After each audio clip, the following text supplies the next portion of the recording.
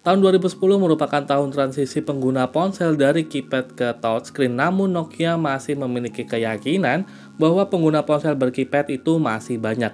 Maka mereka merilis Nokia C500, sebuah smartphone stylish mungil yang mencoba untuk menggait pasar kelas menengah dan kelas bawah. Namun setelah 14 tahun berselang, ponsel ini menjadi salah satu bagian dari sejarah Nokia.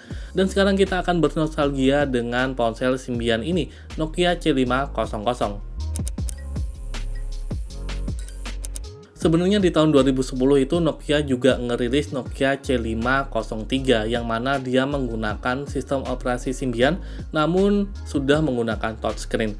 Jadi sepertinya di tahun 2010 itu Nokia berpikir untuk masih nge-push ponsel berkeypad seperti ini, tapi dia juga mengikuti zaman untuk transisi ke ponsel dengan touchscreen di Nokia C503.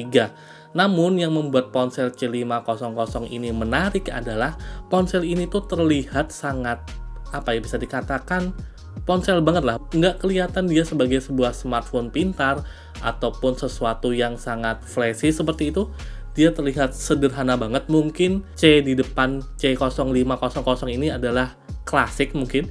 Saya artikan seperti itu aja karena ponsel ini betul-betul terlihat klasik seperti ponsel-ponsel pada umumnya. Dan kalau dibandingkan dengan ponsel feature zaman sekarang seperti Nokia 150 2023, kalian bisa lihat bahwa Nokia C500 ini jauh lebih kecil.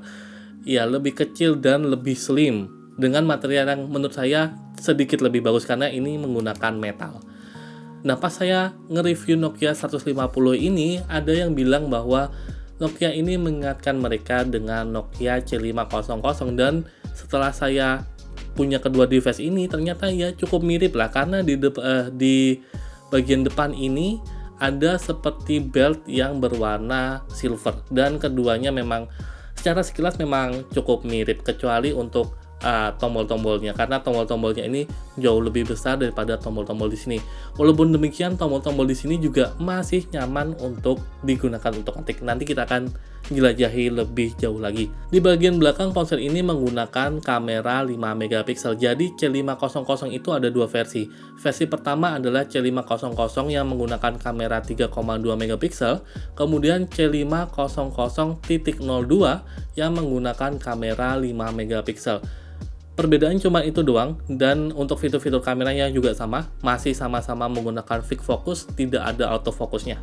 Kemudian di sini ada satu LED flash, dan di bagian belakang ini adalah menggunakan metal. Kalau kalian mau ngelepasnya, tinggal congkel ke sini, ke arah sini, dan akan terbuka.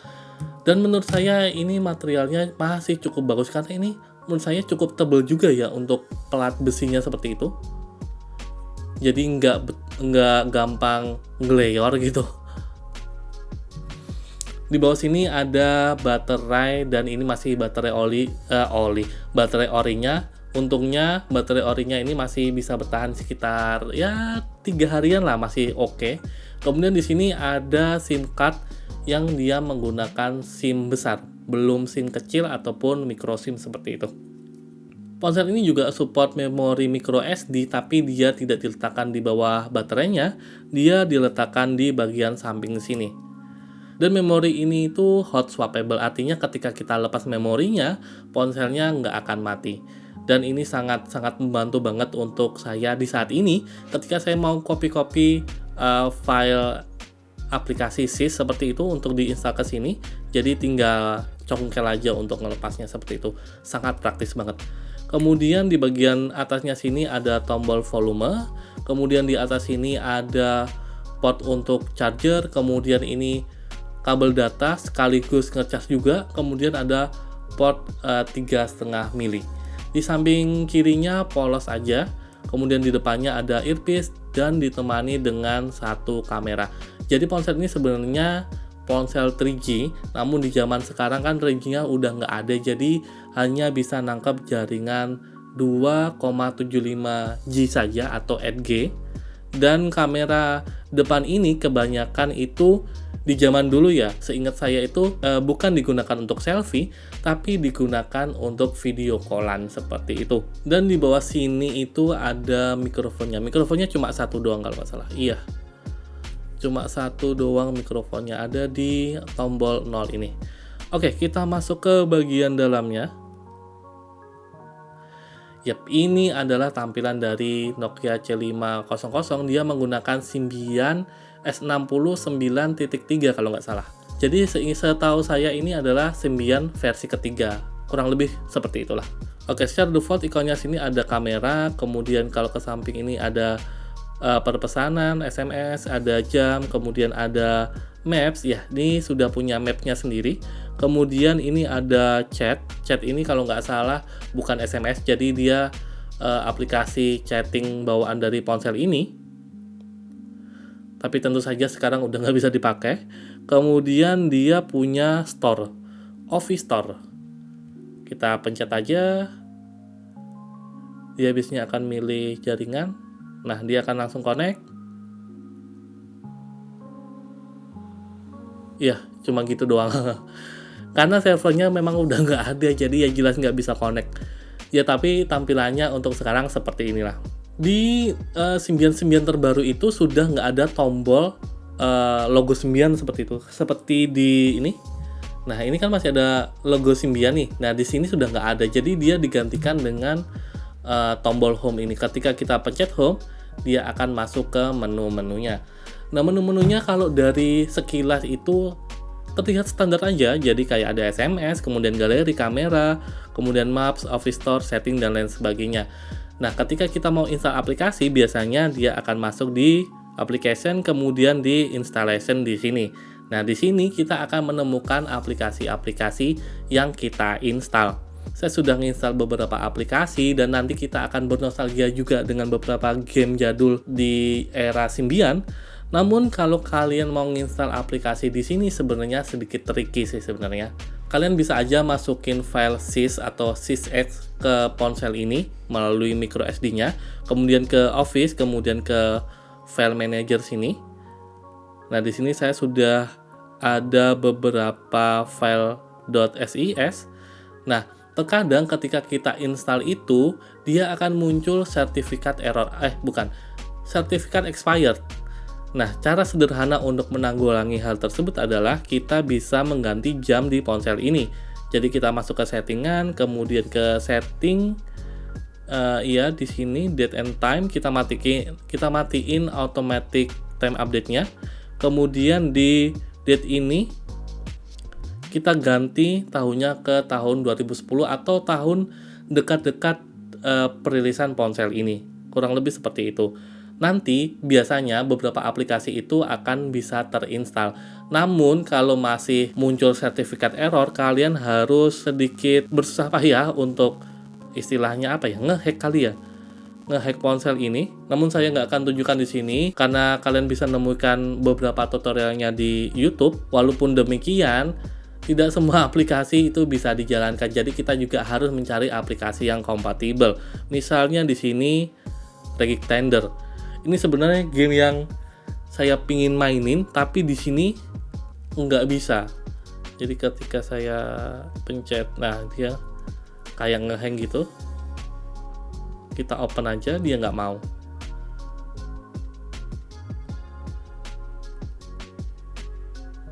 Kurang lebih seperti itu sih. Kita coba untuk nostalgia dengan Skyforce. Ini adalah game sejuta umat menurut saya. Karena banyak banget orang yang punya Symbian pasti mainin game ini. Ini kayak Skyforce yang pertama kalau nggak salah.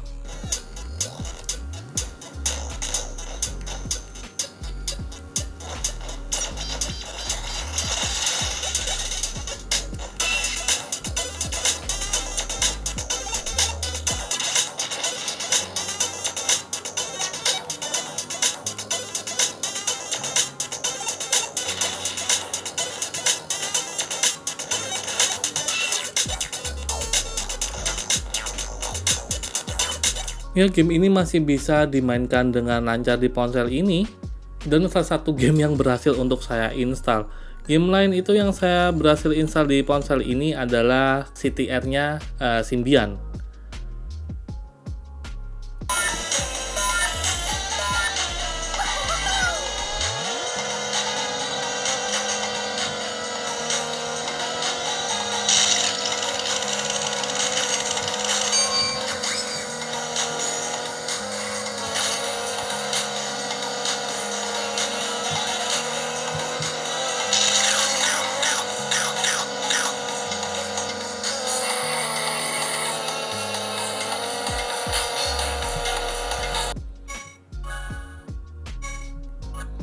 kurang lebih kayak gitulah main game di ponsel ini.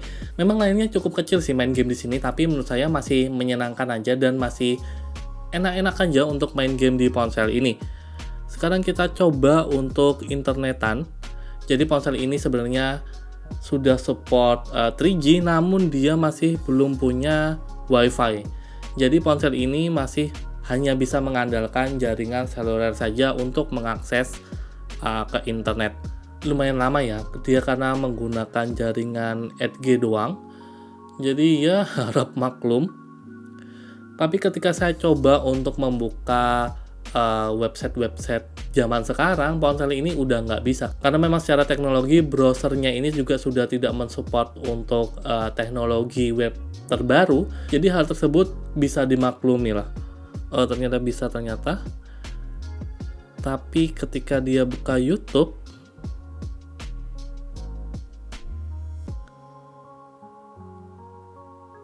ya tampilannya akan kayak gini. Dia udah nggak bisa buka YouTube. Namun sebenarnya ponsel ini secara default itu sudah dibekali dengan aplikasi YouTube dan Friendster. Siapa yang masih Friendsteran di tahun 2010? Kalau saya, kalau nggak salah udah transisi ke Facebook deh tahun 2010 itu. Jadi sudah meninggalkan Friendster dan sebagainya. Ya dia error. Dia sudah tidak bisa dibuka. Friendster gimana?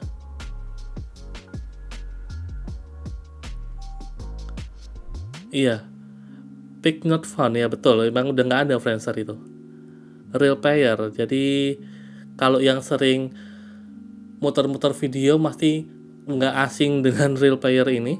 Tapi di sini saya nggak punya video. Ini video apa ya?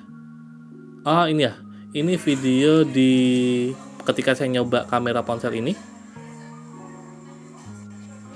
Ya ala-ala jadul-jadul gitulah. Kalau kalian suka dengan tampilan yang ala-ala jadul seperti itu, mungkin kamera ini akan menarik untuk kalian. Ya, secara default ini punya fitur-fitur yang menarik seperti music search, kemudian GPS data, landmark, share online, radio, Facebook, kemudian Office ini juga ada quick Office, converter, Office Music, bahkan saya nggak tahu kalau ada Office Music ya. Kemudian gini, games adalah folder untuk game itu sendiri. Secara default dia ada Bones Tales, tapi saya nggak pernah main ini. Kemudian aplikasi untuk chat. Nah kita coba untuk GPS-nya. Kalau kemarin sih saya coba-coba dia masih nggak bisa nyantol ke GPS ya. Position. Kita lihat satelit status. No satellite data available. Satu lagi. Bentar, saya coba keluar dulu ya. Barusan saya keluar, kalau di luar itu dia bisa menangkap status dari satelit, tapi dia masih untuk posisinya masih waiting for GPS. Ya di sini sekarang dia sudah bisa nangkap satelit, tapi kayaknya fungsi GPS-nya masih sudah nggak bisa dipakai deh, karena kita waiting for GPS terus seperti itu. Navigasi iya, mungkin di zaman dulu ponsel ini cukup bisa dikatakan cukup hebat ya, karena punya fungsi untuk navigasi. Karena dimana di tahun 2010 itu ketika kita menggunakan Google Maps itu merupakan hal yang baru. Jadi ketika kita bisa navigasi menggunakan ponsel, itu merupakan hal yang luar biasa menurut saya.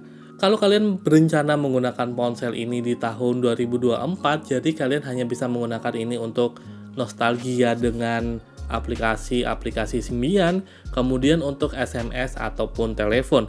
Nah, saya bisa katakan untuk SMS di ponsel ini rasanya itu enak banget karena dia ini gimana yang nyebutnya ya, secara ergonomi ponsel ini tuh enak digenggam dengan satu tangan. Dan ketika kalian mau ngetik SMS di sini, semua keypad ini bisa diakses dengan satu jempol dengan mudah. Jadi ketika kita mau ngetik di sini, itu feel-nya itu enak banget. Walaupun memang nggak seenak seperti Nokia 105 sama 110 2022 yang pernah saya review, tapi feel ngetik sini nggak terlalu jauh beda lah dengan kebanyakan fitur-fitur phone yang menurut saya juga cukup nyaman. ya masih cukup bisa SMS-an dengan cepat juga, dan nggak ada slip-slipnya karena ponsel ini menggunakan keypad yang plastik, bukan karet, tapi dia masih keset-keset aja, nggak ada slip-slipnya seperti itu. Namun untuk tombol hapusnya ya, ini agak kecil sih, jadi kalian terkadang kepencet di atasnya, jadi kalian harus membiasakan diri dengan tombol hapus ini yang berlogo C ini yang cukup kecil. Untuk teleponnya juga masih bisa, speakernya dan mikrofonnya masih berfungsi dengan cukup baik. Nah, ke fitur kameranya, tadi saya belum menyinggung ke fitur kameranya. Entah kenapa fitur kameranya kalau diaktifkan selalu dalam posisi landscape seperti ini, karena saya lebih suka dalam posisi portrait seperti ini, tapi ya udahlah. Oke, jadi tampilan kameranya kurang lebih seperti ini. Untuk menampilkan menunya, kita bisa pencet tombol atas ini, kemudian kita bisa pilih. Bisa saya katakan untuk tampilan kameranya itu sangat sederhana banget, karena memang nggak banyak fitur-fitur dari kamera di ponsel ini juga. Untuk hasil fotonya sih menurut saya sudah cukup oke lah untuk sebuah ponsel yang menggunakan fix focus seperti ini. Nanti saya akan attach hasil fotonya juga dan hasil rekaman videonya.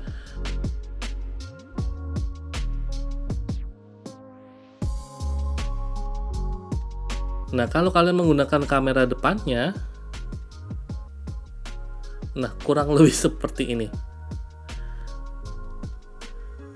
Mungkin bisa dikatakan untuk video callan zaman dulu sudah cukup bagus ya, tapi ya memang hasilnya ya kayak gini. Seperti kamera depan pada umumnya untuk ponsel-ponsel di tahun 2010-an ke bawah seperti itu. Tapi oke lah.